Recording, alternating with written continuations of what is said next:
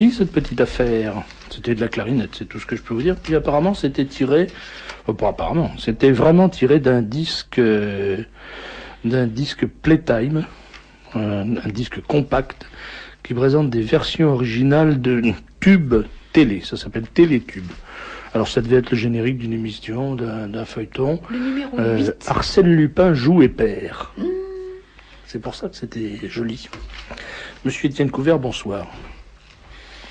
Étienne Couvert, vous êtes écrivain, vous êtes un spécialiste, vous êtes devenu un spécialiste de la gnose que vous étudiez depuis maintenant combien de temps? Depuis une trentaine d'années, oui, depuis ma jeunesse, quoi.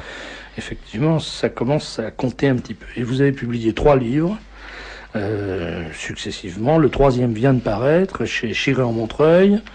3 livres qui s'appellent globalement De la gnose à l'œcuménisme, et dont les titres respectifs sont De la gnose à l'œcuménisme, tome 1, La gnose contre la foi, tome 2, et La gnose universelle, tome 3.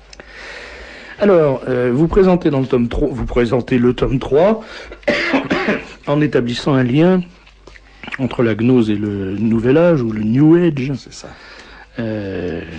Ça intéresse beaucoup. Je sais que c'est un sujet qui passionne nos auditeurs, et on va donc en parler, mais la première question, c'est pour ceux qui ne sont pas ferrés sur... c'est joli ce que je viens de faire. Tiens, Oui, c'est très joli ça. Qu'est-ce que c'est que la gnose? Ah, On dirait que vous avez mis 3 livres à répondre, voilà, et que je vous demande de répondre en 3 mots. Si les personnes qui veulent connaître la gnose me posaient la question, je leur dirais lisez mes 3 livres et vous seriez parfaitement bien renseignés dessus. Hein? Qu'est-ce qu'il faut dire pour la gnose d'une manière générale? Que la gnose veut dire connaissance. Nous avons en tant qu'hommes ordinaires une connaissance naturelle de Dieu.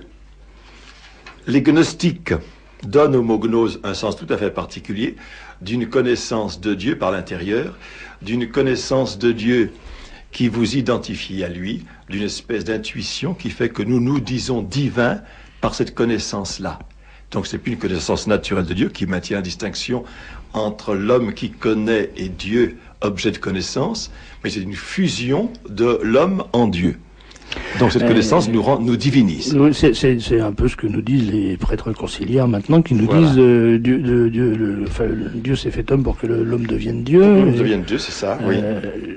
Alors, est-ce que, bon, première question alors technique, est-ce que vous avez trouvé des traces de l'entreprise gnostique dans le concile? Ah, ce serait pas une question première, ce serait la dernière question à poser, si vous voulez. Au fil des recherches, on aboutit aussi au concile, bien sûr. L'identification de l'homme avec Dieu, le culte de l'homme divinisé avec un H majuscule, je trouve à toutes les pages de partout. Même au concile, alors, vous voyez. On va y revenir, mais oui. Vous nous avez dit ce qu'était la gnose d'une façon très simplette, oui. Rapide, Succinct, évidemment. oui. Succincte. D'accord. Maintenant, ce qui nous permettrait de mieux comprendre, c'est peut-être que vous nous disiez quelles sont les différentes manifestations de la gnose. Quelle est la méthodologie de la gnose? Quand j'étais jeune professeur, je m'intéressais aux découvertes archéologiques, c'est-à-dire dans les années 1950 et quelques, vous voyez. Et à cette époque-là, il y a eu 3 sortes de manuscrits qui ont été découverts, qui ont été publiés, traduits et commentés. Il y avait d'abord les manuscrits gnostiques d'Égypte. Les manuscrits gnostiques d'Égypte ont été découverts en 1947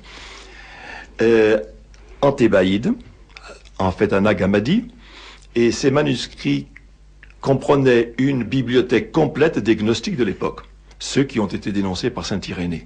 L'époque, c'est-à-dire? C'est le 3e siècle après Jésus-Christ. Vous voyez. Pour la première fois, on avait les textes même authentiques des gnostiques qu'on ne connaissait pas auparavant. Et c'est parce que j'ai lu ces textes, commentés par Jean Dorès, traduits, publiés, commentés par lui, que j'ai commencé à comprendre la gnose. Avant, je la connaissais pas. Et au point de départ, si vous voulez, c'était une pure curiosité intellectuelle. Voyez.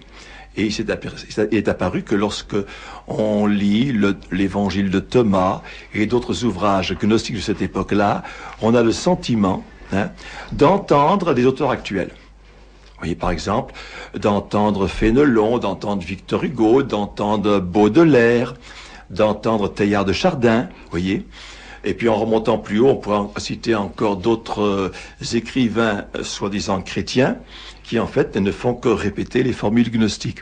Dans mes 3 livres, j'ai passé mon temps à redire un tel et un tel. Ils sont gnostiques parce qu'ils ont lu telle œuvre, parce qu'ils ont derrière eux même les textes gnostiques des premiers siècles. J'ai trouvé par exemple dans Joseph de Maistre des passages entiers de l'évangile de Thomas qui a été découvert en 47 et pas avant et qui n'était pas connu auparavant. Or lui, il le connaissait. Alors comment le connaissait-il? Voilà, comment le connaissait-il? Parce qu'il avait lu les mêmes textes dans un auteur soi-disant chrétien du IIIe siècle qui s'appelle Clément d'Alexandrie. On dit 2e, 3e siècle. Clément d'Alexandrie, qui était donc le gnostique de l'époque, qui possédait cet évangile de Thomas et qui en avait écrit des pages entières dans ses ouvrages. Alors, vous nous dites, on a découvert, le premier manuscrit qu'on a découvert, donc ce sont les manuscrits gnostiques du IIIe siècle. Oui. Ensuite, on a découvert l'évangile de Thomas, ou oui, le prétendu évangile de Parmi Thomas. Ceux-là, oui, le prétendu évangile de Thomas, oui. Qui est un recueil des paroles du Christ. logos. Des logos du Christ, oui. Des logias du Christ. Des logias, c'est ça. Bon, alors, ce qui est très intéressant d'ailleurs et très redoutable, parce que s'y mélange des propos d'une parfaite orthodoxie. Absolument. Et des propos hétérodoxes. Tout à fait hétérodoxes. Voilà. Et alors on est amené par la lecture, si on n'exerce pas sa capacité de discernement et si on n'exerce pas sa méfiance, on est amené, et ça c'est absolument typique, vous le dites d'ailleurs, de l'attitude gnostique, enfin de la démarche gnostique, on est amené à évacuer tout sens critique. Et on prend tout ce qui est dit, et on retrouve ça dans les comportements confusionnistes de notre époque. Bien sûr. À partir du moment où on l'a dit à la télé, c'est bon. Et là, c'est à partir du moment où c'est dans l'évangile de Thomas, c'est bon. Quoi qu'il ça ait dit. Voilà. Et ce qui est très intéressant, c'est que les propos orthodoxes n'ont, comme ils répètent de façon bécassonne exactement ce qui est dit dans les 4 évangiles officiels, si j'ose dire, ils ne servent à rien, sinon à accréditer les propos hétérodoxes. Voilà. Les 2 tiers sont orthodoxes et sont conformes aux évangiles canoniques, et le tiers supplémentaire est proprement gnostique. Vous voyez, évidemment, tout ce qui est orthodoxe est destiné à faire passer le reste. C'est propre à tous les gnostiques, ça, d'avoir une attitude, un langage qui est apparemment très chrétien, et donc qui attire les chrétiens, et puis d'y introduire progressivement à l'intérieur les formules gnostiques. Alors ça, on le retrouve d'une façon caricaturale dans les philosophies du New Age, avec la mûre. Voilà. Tout tourne autour de la mûre c'est tout, et on sent très bien que c'est une espèce de grand sac dans lequel on met absolument n'importe quoi, et qui sert à couvrir, à camoufler, et à faire passer. Et à faire passer tout, à faire tout avaler au nom de la mûre. Voilà. Bon, alors donc au nom du christianisme, on fait passer une doctrine qui n'a que l'apparence du christianisme par le vocabulaire, mais qui en est la contradiction la plus radicale. Le 3e manuscrit dont les manuscrits. Alors après ça, moi je m'étais intéressé beaucoup aux manuscrits de la Mer Morte. Oui. Bien sûr, on en a beaucoup parlé. J'ai pratiquement tout lu, les livres et les articles de revue, la plume à la main, comme je fais toujours, à cette époque-là. J'ai tout lu, j'ai tout noté. Vous voyez, les manuscrits de la Mer Morte avaient cet avantage particulier, comme ils venaient de ce lieu dit Qumran, avaient cet avantage particulier de permettre de réactualiser, relancer la doctrine enseignée par Ernest Renan dans sa vie de Jésus. Il fallait faire de Jésus un Essénien qui a réussi, un initié des sociétés secrètes esséniennes. Il fallait le présenter comme donc un grand initié. C'est la thèse de Renan, la thèse d'Édouard Schuré. C'est une résurrection de l'arianisme. Alors après l'arianisme, parce que les manuscrits de la Mer Morte sont antérieurs. Non, je veux dire Renan. Renan a repris les thèses sur les Esséniens, vous voyez, aux encyclopédies du XVIIIe siècle. Ça avait été déjà lancé à cette époque-là. C'était une manière de montrer que le Christ n'est jamais qu'un disciple des Esséniens qui a réussi à lancer une religion essénienne. Oui, c'est ce qui a été démontré, a voulu être démontré par Dupont-Sommer et les principaux écrivains qui sont penchés sur la question. Et j'ai eu beaucoup de mal à faire comprendre que les Esséniens n'ont jamais existé, que c'est une imposture. Voyez. Mais je l'ai dit il y a 10 ans, et je crois qu'on commence maintenant à redire la même chose dans des textes que j'ai reçus récemment. Alors si on essaie de tracer un fil rouge, enfin de tirer un fil rouge, bon, la gnose, les manuscrits gnostiques dont vous parlez sont en gros du IIIe siècle après Jésus-Christ. Ensuite, quels sont les points de repère, les manifestations dans l'histoire de la pensée occidentale de la gnose? De la gnose. Alors, vous voyez, d'abord, vous avez eu dans ces sectes gnostiques d'Égypte, vous avez près les manichéens, qui est la plus grande église gnostique, celle qui s'est répandue dans le reste du monde, oui, et qui a donné naissance au bouddhisme au IIIe siècle. À propos des manichéens, un instant, il y a un livre passionnant à lire. Bon, il faut pas plonger dedans, je veux dire, il faut pas couper dans tout ce qui est dit, parce que c'est un livre qui est très très favorable à Mani, le fondateur du manichéisme. Mais c'est le livre d'Amin Malouf. Oui, c'est romancé. Hein. Oui, c'est très romancé, bien sûr. Et c'est une façon extrêmement facile d'aborder, parce que le manichéisme, en réalité, personne, ou très peu de gens en Europe savent ce que c'est. En France, on a l'impression que le manichéisme, consiste à dire il n'y a que du bon et du mauvais. Voilà. Bon, la moins qu'on puisse dire, c'est un peu limité quand même. Voilà. Alors, ça, c'est la notion de manichéisme. Oui, l'idée manichéenne. On est manichéen parce qu'on voit que le bon d'un côté et le mauvais de l'autre. Ça n'a rien à voir avec le vrai manichéisme. Hein. Maintenant, on connaît bien les documents manichéens parce qu'on les a retrouvés entre les deux guerres en Asie centrale, dans les monastères bouddhistes. À Tourfan en particulier, on a retrouvé toute une bibliothèque de manuscrits manichéens. Oui, et maintenant on les connaît très bien. Ils ont été traduits, ils ont été commentés, et j'ai tout lu, tous ces commentaires, toutes ces traductions, bien sûr. Alors le manichéisme est passionnant parce que c'est vraiment le contraire de l'enseignement chrétien. Par exemple, Mani enseigne que Yahweh, le Dieu créateur, c'est Satan. Voyez, il le dit carrément. Voyez. Et Saint Augustin, qui s'opposait aux manichéens lorsqu'il a quitté le manichéisme, se moquait de la thèse de Mani. Voyez. Qu'est-ce qu'il dit, Mani? Le serpent de la Genèse, celui qui enseignait à Adam et Ève qu'ils seraient comme des dieux, iritis sicut Dei, le serpent de la Genèse, c'est le Christ. Il a identifié le serpent de la Genèse au Christ et le Dieu créateur Yahvé à Lucifer, au démon, à Satan. Donc il a renversé complètement l'économie chrétienne. Il faut dire aussi qu'il y a dans la manipulation, si j'ose dire, des images, il y a un risque. On comprend pourquoi l'Église catholique a si longtemps été très réservée sur le libre accès aux livres sacrés et a longtemps dit si vous devez lire ça, vous devez lire sous contrôle d'un clerc et à la lumière de l'enseignement de l'Église, parce que c'est vrai que dans l'Évangile il est dit que lorsque je serai élevé comme le serpent d'airain, donc le Christ lui-même dans ses propos s'assimile au serpent d'airain qui est élevé par les Hébreux dans le désert. Et moi je peux témoigner que c'était quelque chose qui m'avait extraordinairement troublé quand j'ai lu ça la première fois. Je me dis, mais qu'est-ce que ça veut dire? Et on comprend très bien que les gnostiques jouent ce jeu de la confusion. Identifier le Christ au serpent, c'est sûr. Hein, et en faire donc le grand maître initié de toutes les sectes ésotériques. Oui, c'est le thème du livre d'Édouard Schuré, Les Grands Initiés, qui fait que reprendre d'ailleurs les thèses de Renan. Alors c'est très intéressant d'ajouter que le Saint-Père, il n'y a pas très très longtemps, était allé en Afrique et avait rendu une espèce de salut fraternel ou de coup de chapeau ou de coup de tiare amical à une tribu africaine, une secte africaine qui célébrait le culte du serpent. Et ça avait choqué énormément. Je comprends. C'est d'autant plus choquant que ça entretient cette espèce de confusion. On voit bien qu'il y a là-dedans, c'est pas gratuit des choses comme ça. On a l'impression que c'est un peu poisseux tout ça.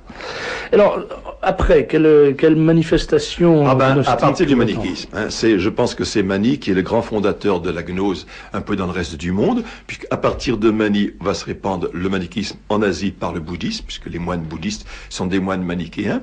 Puis alors en Occident par les Bulgares, au cours du Moyen par Âge, qu'on appelait les bougres. Les bougres, c'est les Bulgares. Hein.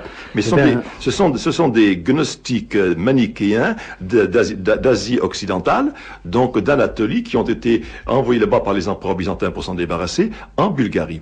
Et c'est à partir de la Bulgarie que les gnostiques manichéens vont se répandre en Occident. Et on aura au Moyen-Âge, donc, pratiquement, les cathares ou albigeois. Tout le problème des cathares et albigeois, c'était la première tentative de pénétration de la gnose manichéenne en Occident à travers le Moyen-Âge. Voyez. Et l'Église a lutté énergiquement la contre parce que c'était la fin de la civilisation chrétienne.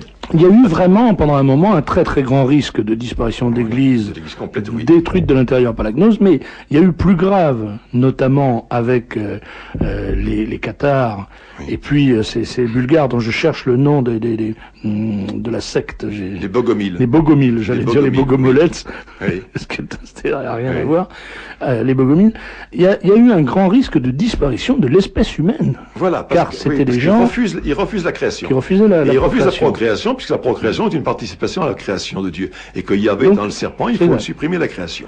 C'est sûr. Ah oui, alors ça là, dans le thème général de la gnose, parce que je peux pas tout dire en même temps, dans le thème général de la gnose, c'est qu'il ne faut surtout pas procréer des enfants, puisque procréer un être humain, c'est enfermer une parcelle de l'âme divine du monde dans une parcelle de corps matériel qui va la rendre malheureuse et déficiente. Et donc il faut se débarrasser de son corps, donc par le suicide. Le mot suicide est généralisé aujourd'hui. Chez les cathares du Moyen-Âge, le suicide était pratiqué, c'est ce qu'on appelle l'endura. Vous voyez, on reçoit le consolamatum qui est le seul et unique sacrement qui vous divinise, puis après, par l'endura, on se suicide. On se laisse mourir.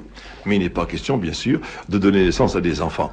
Est-ce que vous avez réfléchi aux aspects psychologiques de cet engouement pour la gnose, parce que c'est quand même tout à fait étonnant qu'une population primitive arrive à se prendre de passion pour une attitude philosophique qui est aussi terrible. Oui. Alors, d'une part, quelle est l'origine psychologique, quelle est la racine psychologique de cet engouement, et d'autre part, quel est le mécanisme de diffusion de cette, on peut même pas parler d'hérésie, de cette contre-église en quelque sorte. Ah, si, comme le disent les gnostiques, le chrétien peut obtenir le salut de son âme éternelle immédiatement et sans effort, voyez, par une simple connaissance, une simple gnose, hein, voyez, c'est beaucoup plus agréable que d'obtenir, si vous voulez, le salut de son âme par l'effort de toute une vie, hein, dans la pratique des vertus chrétiennes, dans la pratique de l'ascèse, la privation, les renoncements, qui sont durs et difficiles. Hein. La difficulté étant là, le plus simple, évidemment, c'est de savoir tout de suite qu'on est déjà divin. Et donc, on n'a plus aucun effort à faire, vous voyez, pour essayer d'imiter ou de devenir juste comme Dieu. L'imitation de Jésus-Christ n'a plus de raison d'être dans la gnose, vous voyez. Et alors, à partir du moment où on se sait divin, tout est permis. Puisqu'un être divin est maître de lui, il est maître du bien et du mal, c'est lui qui décide ce qui est bien et mal, ce qui fait que toutes les pulsions instinctives de l'animalité, si vous voulez, sont libérées enfin. Oui. Alors par la suite, bon, on a parlé des cathares, on va faire peut-être un grand saut, à moins qu'il y ait une... Alors après les cathares... C'est la réforme, non? Alors après les cathares, c'est au temps de la réforme, c'est la Kabbale juive. Le livre du Zohar, les idées manichéennes se sont répandues à travers le livre du Zohar. Les principaux mystiques juifs ont bien reconnu que les thèmes du livre du Zohar, ce qu'on appelle la Kabbale juive, ne font que reprendre les thèmes des premiers gnostiques. Les termes sont différents, mais les idées sont les mêmes. Et mais est-ce que le Zohar, est-ce que la Kabbale juive s'enracine, s'origine, enfin prend son origine dans la Kabbale, ou est-ce que c'est une rencontre entre deux attitudes? C'est une traduction en hébreu, si vous voulez, pour les Juifs du Moyen-Âge, une traduction de la gnose primitive, de celle de Simon le magicien. Mais alors pourquoi la synagogue n'a-t-elle pas, apparemment elle n'a pas réagi, elle a intégré la Kabbale? Ah, je pense qu'au cours du Moyen-Âge, il y a eu quand même des conflits entre les rabbins qui n'étaient pas du tout kabbalistes et puis les kabbalistes eux-mêmes qui ont essayé de faire pénétrer dans les milieux, dans les communautés juives du Moyen-Âge. Alors, je connais pas très bien le détail, mais j'en ai plusieurs idées déjà, vous voyez. Alors, je dirais que cette kabbale, c'est une gnose de forme judaïque, transcription de l'autre, vous voyez, de la primitive. Cette kabbale s'est répandue dans certaines communautés juives, mais pas de partout. Et puis après, elle s'est répandue dans les milieux chrétiens par les humanistes de la Renaissance. Les grands humanistes de la Renaissance sont tous des kabbalistes. Donc ils ont tous bu une certaine gnose, celle-là, plus la gnose des trismégistes, d'Hermès Trismégiste. Hermès Trismégiste, c'est une forme de la gnose du IIIe siècle après Jésus-Christ. On a trouvé tous les manuscrits d'Hermès Trismégiste que l'on connaissait depuis longtemps déjà dans la bibliothèque gnostique de Nag Hammadi. Vous voyez, donc cette bibliothèque comprenait un certain nombre d'ouvrages gnostiques qu'on ne connaissait pas encore, plus cela. Et sous la Renaissance, c'est la gnose hermétique qui a pris le plus grand succès et qui a pénétré les milieux chrétiens. Mais elle était porteuse de connaissances quand même pour avoir ce succès dans les milieux intellectuels, dans les milieux savants. Il y avait bien c'était pas simplement des élucubrations. Ah ben, c'est l'enseignement de la gnose la plus classique depuis toujours, qui pénètre petit à petit par une pression psychologique sur les esprits de ceux qui veulent bien y adhérer. Puis alors après, il se constitue des espèces de sectes d'initiés. Vous savez, la plupart des humanistes appartenaient à des communautés d'initiés. Je vous pose cette question, ça me paraît très intéressant, très important d'éclairer cet aspect de la chose. Par exemple, on s'aperçoit à travers une exposition qui tourne en ce moment d'ailleurs que dès le Moyen-Âge, ou disons à la fin du Moyen-Âge, les chirurgiens, les barbiers, les chirurgiens commencent à avoir une très bonne connaissance précise de l'anatomie humaine. Oui. Or, il me semble que ça a été rendu possible par une certaine attitude de recherche de la connaissance qui est fondée sur justement cette gnose trismégiste dont vous parliez, qui s'enracine là-dedans, et que si les barbiers avaient obéi de façon scrupuleuse aux enseignements de l'Église, ils n'auraient jamais porté le fer sur un cadavre. Voilà, oui, c'est juste, oui. C'est-à-dire que l'Église voulait qu'on respecte les corps, vous voyez, qu'on les respecte parce que le corps humain, c'est quand même l'homme. Vous voyez, ça appartient à la substance même de l'homme. Il faut respecter les corps, et les corps des morts, vous voyez. Il se trouve que les gnostiques ne respectent pas les corps, ne refusent le respect du corps, puisque le corps, ils veulent le supprimer. Le corps ne sert à rien, c'est une pourriture, une gangue terreuse dont il faut se débarrasser. Alors donc, à partir du moment où on dit que le corps ne sert à rien, il n'y a plus qu'à le découper en petits morceaux, et on peut même se suicider, c'est plus facile. Oui. Est-ce que la réforme qui va intervenir à ce moment-là est aussi, selon vous, d'après l'étude que vous avez faite de la question, fille de la gnose? Absolument. Dans un chapitre de mon deuxième livre, La gnose contre la foi, j'ai un long chapitre sur gnose et humanisme, et la dernière partie, en plusieurs pages, sur de l'humanisme à la réforme. Comment a-t-on passé de l'humanisme, qui est une résurgence de la gnose dans l'Église, à la réforme elle-même? Alors, je l'explique en détail ici, oui. Et les gnostiques ont toujours affirmé que l'âme humaine était une étincelle divine, parcelle de l'âme du monde, qui n'est autre chose que le Dieu émanant dans l'univers. Cette doctrine a été reprise par les mystiques allemands dès le XVe siècle, a passé à travers Maître Eckhart dans la pensée des réformateurs. Ils y ont vu la preuve que notre âme était en contact immédiat et permanent avec Dieu, puisque notre âme, elle est divine, vous voyez. Ils comprirent que dans chaque conscience résidait une certitude que la voix de la conscience était la voix de Dieu résidant en nous-mêmes. Que notre âme n'est donc en nous qu'un instrument passif entre les mains d'un Dieu, vous voyez, dont l'influence irrésistible l'entraîne en toutes directions. L'homme est un bloc de bois et de pierre, disent les réformateurs. Il subit une force universelle et unique qui se substitue à son action propre.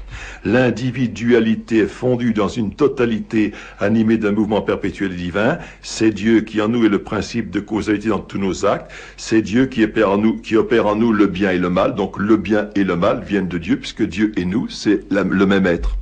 Quelle est l'attitude de la gnose en ce qui concerne le libre arbitre, par exemple? Ah ben il le nie. Il le nie. Il nie le libre arbitre et il nie l'usage naturel de la raison. notre raison ne peut pas atteindre la vérité.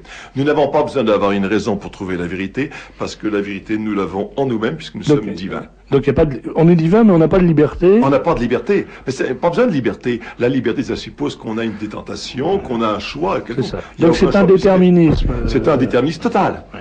Il n'y a pas de liberté pour les gnostiques, un déterminisme total. Ce qui est cohérent d'ailleurs avec la Kabbale, ce qui est cohérent avec la tentative de décryptage des signes.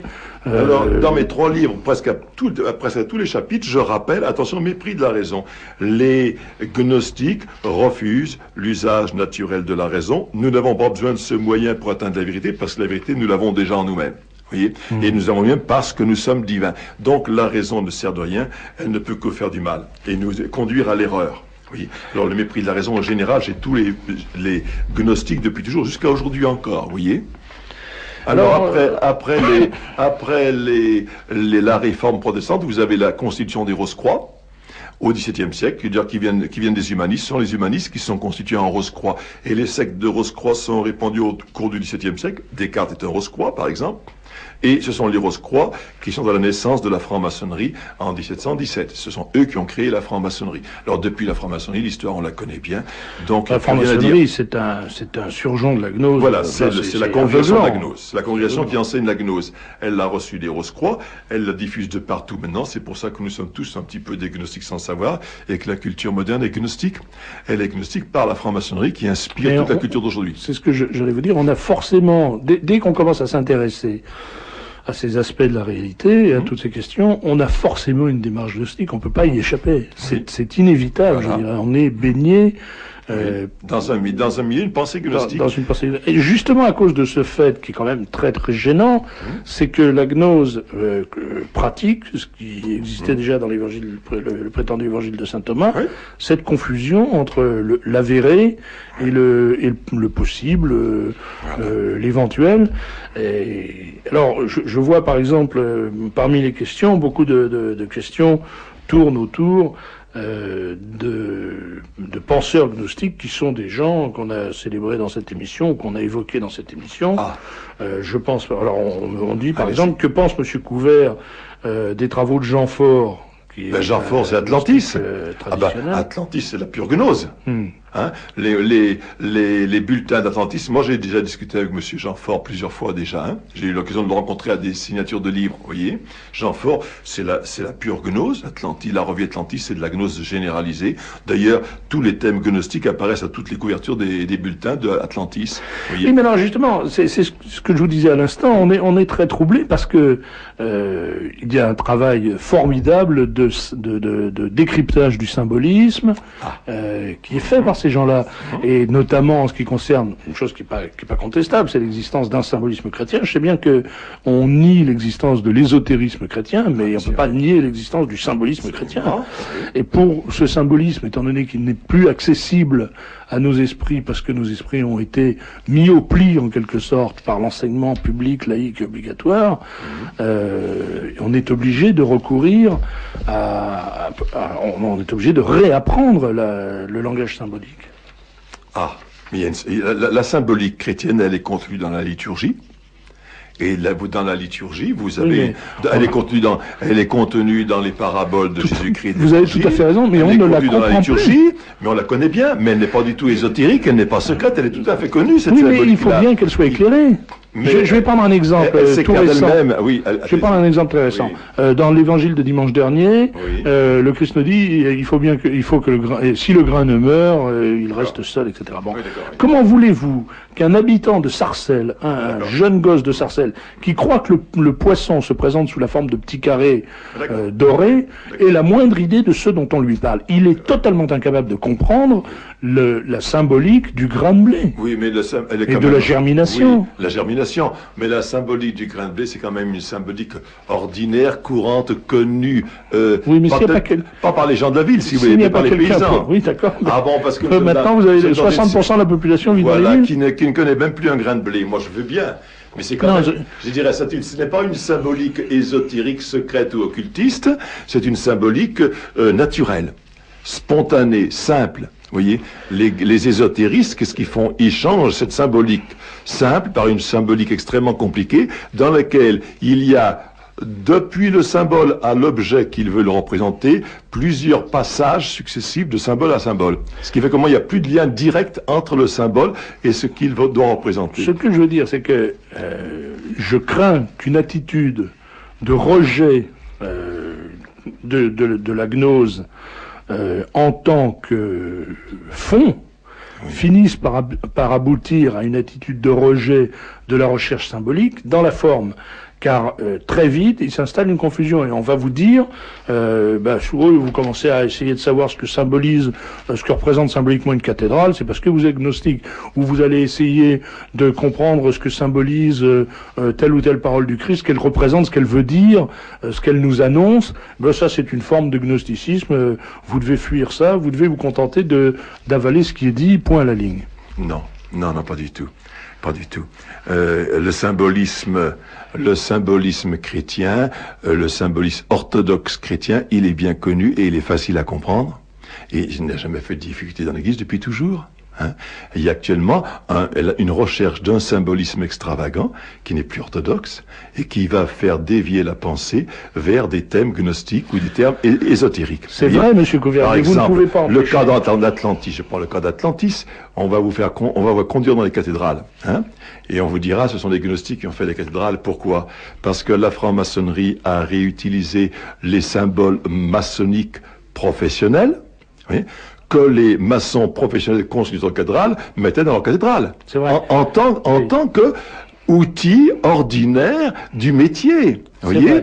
Et alors, à partir de ce métier-là, on fait un symbolisme nouveau, mais à qui on donne un sens qui n'a plus aucun rapport avec le sens réel qu'il avait au temps où les constructeurs de cathédrales les fabriquaient.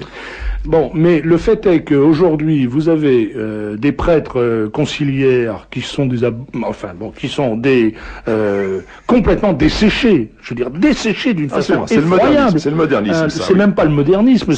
On a l'impression que c'est l'église formica, c'est quelque chose d'horrible. Oui, donc vous rentrez dans ces églises, on vous dit des prières qui n'ont pas de sens, on vous fait chanter des chansons parfaiaitement idiotes sur un ton qui est sur des airs, sur des airs de crétins, et parallèlement à ça, on vous dit attention, méfiez-vous de la symbolique, méfiez-vous de tentatives d'explorer la liturgie d'une façon passive, d'une façon active. Soyez passifs, recevez ce qu'on vous dit et discutez pas. Bon, le résultat, c'est que les gens foutent le camp, parce que si vous avez le choix entre une église, une liturgie traditionnelle symbolique qu'on n'a pas le droit d'essayer de comprendre parce qu'il y a danger de se tromper, et une liturgie formica, vous dites écoutez, moi, je reste chez moi, on devient là protestant carrément, c'est-à-dire qu'on se débrouille avec son Dieu. Mais les protestants, c'est une rationalisation. Mais quand on restaure la vraie liturgie, la vraie liturgie catholique, il n'y a pas de problème de symbolisme là. Le symbolisme, il est accessible immédiatement. Il n'y a pas besoin de faire des explications extraordinaires. Franchement, je crois pas. Je crois que là, vous parlez pour votre chapelle, si j'ose dire pour vous. Parce que je vous assure, on le connaît bien. Vous dites actuellement, on connaît plus cette symbolique parce qu'on ne pratique plus la liturgie. Mais la grande liturgie avait un symbolisme qui n'était pas secret ni ésotérique, qui était tout à fait exotérique et qu'on pratiquait couramment, mais qu'on ne sait plus pratiquer. Il faut rétablir la bonne liturgie. Je voudrais bien qu'on fasse une expérience sur le symbolisme de l'encens, par exemple. Simplement ça, qu'on demande aux citoyens, aux fidèles, ce que signifie l'encens. Je vous garantis que 95% des fidèles traditionnalistes qui vont à la messe traditionnelle ne savent pas. Absolument. Ils croient que, alors on vous dit que c'est pour chasser le démon, parce que le démon supporte pas l'odeur de l'encens, ou on vous dit que c'est pour encenser le bon Dieu, qui a vraiment besoin de ça, probablement. Je veux dire, si on n'explique pas aux gens ce que c'est que la symbolique de l'encens ou la symbolique de n'importe quoi, ils ne peuvent pas le deviner. C'est le contraire de ce qui se passait à l'origine. À l'origine, on n'avait pas besoin de deviner parce que le symbolisme était un langage. Voilà. D'accord. Quand on parlait par symbole, c'était aussi bien compris que quand on parlait, mieux compris que quand on parlait par écrit. Donc les symboles étaient déjà tous classés, catalogués, répertoriés et bien connus par tout le monde. Il n'y avait pas possibilité de passer d'un symbole à un autre pour faire des cascades de symboles qui vous amènent au contraire de la foi catholique, n'est-ce pas? Parce que l'enseignement était très bien donné. Alors vous me direz, maintenant on les connaît plus parce qu'il n'y a plus d'enseignement religieux. S'il y avait un enseignement religieux, on les connaîtrait encore aujourd'hui. Et ça ferait pas problème. Et ce qui permet aux ésotéristes et occultistes de vous faire une nouvelle symbolique gnostique, c'est le fait de l'ignorance religieuse de la plupart des gens.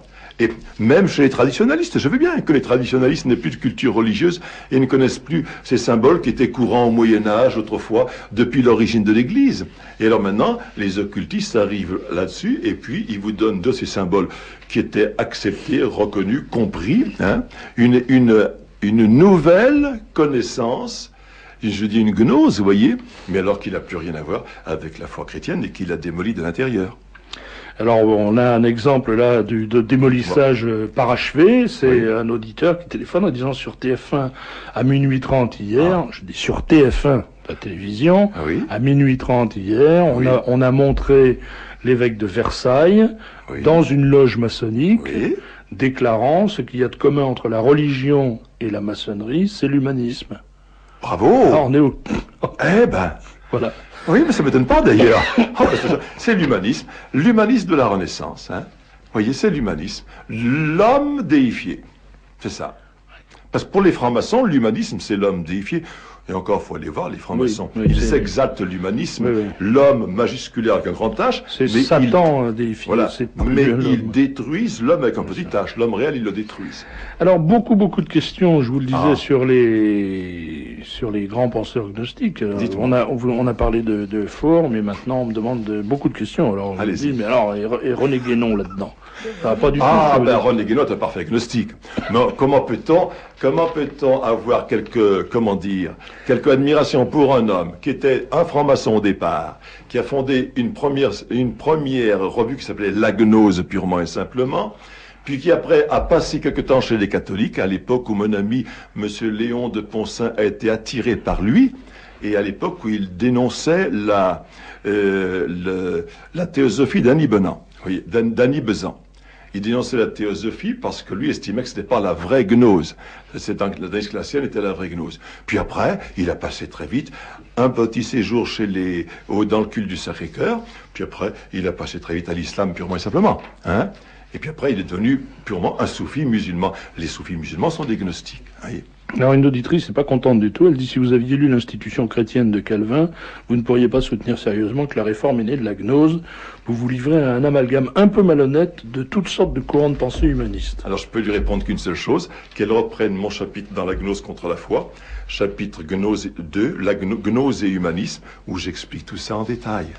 Hein, que Jean Calvin était un humaniste, disciple des premiers humanistes, et qu'il a passé directement à la gnose. Il faut qu'elle relise ça. Oui. Il y a énormément de questions sur les Esséniens, on va peut-être pas y revenir, mais on peut quand même répondre au ton général des questions, parce que vous avez dit, selon vous, les Esséniens n'existaient pas. Alors Voilà. les gens nous disent, bon alors qui les a fabriqués, pourquoi faire, et si les Esséniens n'existaient pas, qui a écrit les manuscrits de la mer morte? Voilà. Eh bien, voyez, j'ai soutenu depuis 10 ans, depuis de la gnose à l'écumisme, en 84, j'ai expliqué premièrement que les Esséniens n'ont pas existé, que les manuscrits de la mer morte sont des manuscrits judéo-chrétiens, ils constituent la bibliothèque des Ébionites, vous voyez. Je l'ai soutenu énergiquement, je le soutiens toujours, et voilà brusquement que je vois apparaître. Mois de janvier dernier, une brave dame m'a remis dans ma boîte aux lettres extrait les dossiers d'archéologie, le numéro complet, numéro 189 de janvier 94, tout récent, un chapitre intitulé L'héritage des pauvres, et signé Martine Rossignol, que je connais pas, voyez, où je vois tenu enfin, au bout de 10 ans, tous les propos que je tenais il y a 10 ans, voyez. Alors, dans les manuscrits de la mer morte, dit le texte, la communauté identifiée comme essénienne par les historiens ne se désigne nulle part elle-même par ce nom. Voilà. Jamais on a vu le mot essénien dans les manuscrits de Qumran. C'est la première chose que j'ai remarqué. On a tout de suite imposé l'idée que les manuscrits de Qumran sont esséniens. Or, ce n'est pas vrai. Il n'est jamais question d'esséniens dans les manuscrits de Qumran. Jamais, jamais, jamais. Et il est question à longueur de page des ébionites. Le mot ébionim est à toutes les pages. Oui. Alors là, il y a quand même un jeu malhonnête qui consiste à faire dire à des textes exactement ce qu'ils ne disent pas.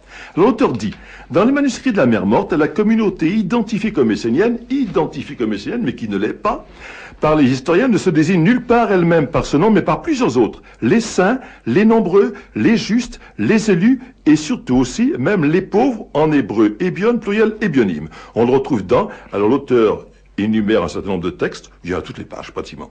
Ces similitudes sont si frappantes qu'elles ont incité John Lewis Teacher, un érudit anglais, dès 1951, à se demander si la secte de Qumran était judéo-chrétienne.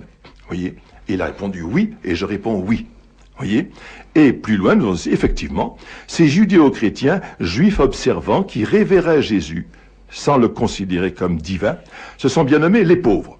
Alors, vous avez des références à Saint Paul, vous voyez, des références au voyage de Saint Paul à travers les différentes communautés chrétiennes où on devait contribuer par des dons réguliers à l'entretien des saints de Jérusalem.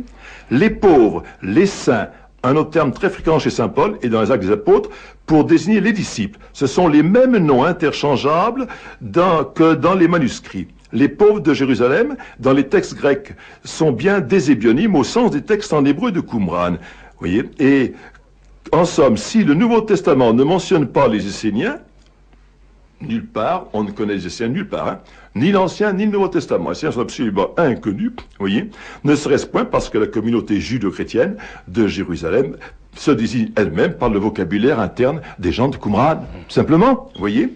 Alors, j'avais trouvé ça m'avait frappé que cette Martine Rossignol puisse, aujourd'hui, dire ce que je dis depuis 10 ans. Et puis alors, mieux même, je vais plus loin.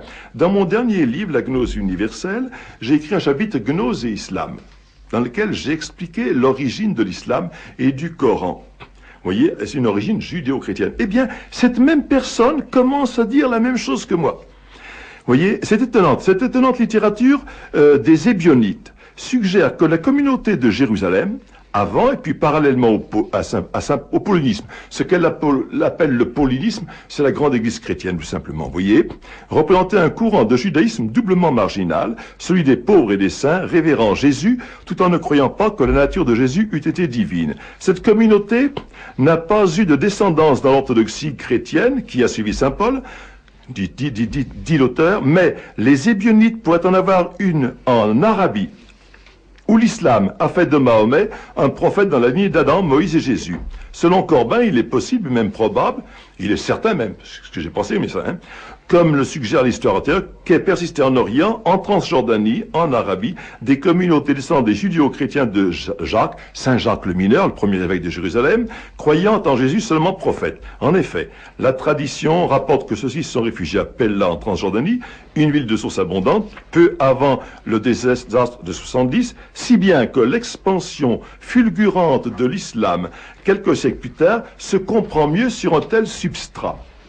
C'est très intéressant de noter ça, que l'islam ne a pu se répandre en quelques années dans tout l'Orient que parce qu'il y avait une communauté antérieure porteuse d'islam. Et c'était la communauté judéo-chrétienne. Je suis en train de faire une étude sur les judéo-chrétiens depuis Qumran jusqu'aux origines de l'islam, qui est très avancée déjà. Je pense la rédiger cet été et je ferai un chapitre là-dessus que je publierai à ce moment-là. Étienne Couvert, merci. Je crois qu'on peut, évidemment, en 3/4 d'heure, on exclut totalement d'aborder même la question de la gnose, mais bon, on a tourné autour. La meilleure solution, c'est de lire vos livres. Parce qu'ils sont clairs et lumineux. Oui. Je répète pour la 76 millième fois, et je pourrai le répéter encore 100 000 fois si on veut, oui. Parce que des gens me disent, mais comment pouvez-vous recevoir Étienne Couvert? Vous avez reçu Jean Faure, vous avez reçu Christophe Levallois. Eh ben, je reçois des gens qui ont des choses à dire, des choses intéressantes à dire. Voilà. Je suis pas, moi, un crible. Je suis pas un tamis. Voilà. Je reçois les gens qui ont des choses à dire, et c'est vous, avec votre cerveau, qui choisissez ce qui vous intéresse. Ça me paraît une attitude qui est fondée sur le libre arbitre, justement. Bien sûr. Ultime question 2. Beaucoup de gens nous parlent de Jean Borella et demandent ce que vous en pensez. Ah ben avec mon ami Monsieur Vaquier, qui est mort depuis, on a fait sur Jean Borella une étude complète et définitive sur sa pensée. Moi-même, j'ai mis dans mon deuxième livre, La gnose contre la foi, chapitre 6e, La gnose parmi nous, qui est une étude philosophique et théologique religieuse sur la pensée de Monsieur Borella. En 30 pages, j'ai décortiqué le livre La charité profanée de M. Borella, sur le plan philosophique, vous voyez, et j'attends toujours une réponse de M. Borella que je n'ai jamais eue. Alors, qu'est-ce que la gnose de Princeton? Oh, j'en parle pas. Ça n'a rien à voir. Bon. J'en parle pas. Et puis, une auditrice qui est en même temps une bénévole du Libre Journal, donc je la salue tout particulièrement. Vous savez que le Libre Journal de la France courtoise fait appel à des bénévoles qui viennent nous donner un coup de main. Bien sûr. Et alors elle pose une question sur un livre qui s'appelle Le Roi Capétien de Henri Montaigu, Introduction à la culture symbolique de l'histoire de France. Est-ce que vous connaissez? Je ne connais pas du tout. Bon, on va s'intéresser à ce livre parce que Voilà, vous voyez, moi, ça je ne connais pas du tout. me plaît bien. Merci Étienne Couvert. Je rappelle que vous venez de publier... oui, un auditeur vous prie d'insister sur le fait que Bouddha n'est pas né avant le Christ et que je crois que... Enfin, si on ne sait pas ça... ça devient difficile de s'intéresser à... Je l'ai expliqué en détail dans mon chapitre Gnose et bouddhisme. Voilà. Je crois que les preuves sont tellement énormes qu'on ne peut plus les rejeter. Voyez. Oui, je pense que c'est très clair et que c'est extrêmement si clair. on n'accepte pas cette évidence, Oui. le débat est exclu parce qu'il n'est pas sérieux. Absolument, il n'est pas sérieux, absolument. Voilà. À propos des Esséniens, on trouve chez Racine ceci: il y a parmi les Juifs différentes sectes. La première, celle des pharisiens, la deuxième, celle des sadducéens, et la troisième, la plus austère, celle des Esséniens. Voilà. Nous dit un auditeur. Voilà. Alors là, si je voulais parler de ce qu'on a appelé les Esséniens, il faudrait que je parle de Philon d'Alexandrie, il faudrait que je parle de Pline l'Ancien, et il faudrait que je parle de Flavius Joseph. Ce sont les trois seules personnes qui ont parlé d'Esséniens. Au cours du 1er siècle après Jésus-Christ. Il n'y a que ces trois personnes-là. Voyez, si je voulais dire en détail les choses, je dirais seulement que ces gens-là ont décrit sous le nom d'Esséniens, qui veut dire chez eux les saints, ils ont décrit la première communauté chrétienne de Jérusalem tout simplement. Et je peux le démontrer. Mais enfin, comme c'est un travail encore en plus, en marge du reste de mon travail sur la gnose, je le ferai quand j'étudierai les judéo-chrétiens à propos de Qumran. Ce que je vous propose, c'est de revenir quand vous publierez votre prochain ouvrage, même peut-être avant si vous le souhaitez, mais vous êtes lyonnais et ça n'est pas... Vous êtes venu spécialement pour l'émission, je vous en ai beaucoup de reconnaissance. Et j'invite les lecteurs à lire vos trois livres. Est-ce qu'on peut rappeler les titres? Alors, on va rappeler les titres. Ça s'appelle De la gnose à l'œcuménisme, La gnose contre la foi, et le troisième, La gnose universelle, édition de Chiré, diffusion de la pensée française. Chiré, on vous dit, Philippe, écoutez au lieu d'interroger l'éditeur. S'il vous plaît. Comment? Chiré en Montreuil. Chiré en Montreuil. Ah, les prix. 95 de la gnose à l'œcuménisme, 115 la gnose contre la foi, 100 la gnose universelle. 310 les trois. 310 francs. C'est pas extraordinaire. Non, ça vaut ce prix-là. Ça, c'est un problème. Bien sûr. Oui. Merci, monsieur Couvert, et j'espère vous revoir bientôt à ce micro et vous réentendre à ce micro parce que c'est tout à fait passionnant. Je suis pas d'accord avec tout, mais quand même, c'est bien, c'est intéressant.